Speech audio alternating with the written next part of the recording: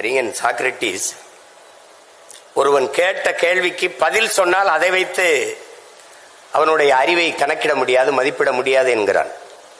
ஒரு கேள்வியை எழுப்பினால் அதற்கு பதிலாக அவன் மற்றொரு கேள்வியே பதிலாக தருவானையானால் அவன்தான் ஆகச்சிறந்த அறிஞன் என்கிறான். அப்படி இங்கே பேசியவருடைய ஆற்றல்களை அவர்கள் வெளிப்படுத்தினார்கள். இங்கே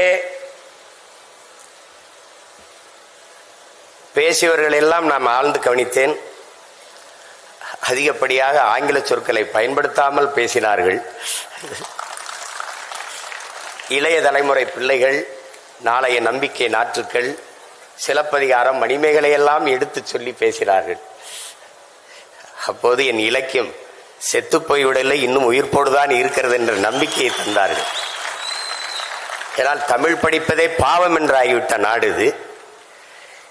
இது பேருக்கு தமிழ்நாடு, தமிழுக்கும் தமிழருக்கும் இது சுடுகாடு. அந்த நிலையில் நாம் வாழ்ந்து கொண்டிருக்கிறோம்.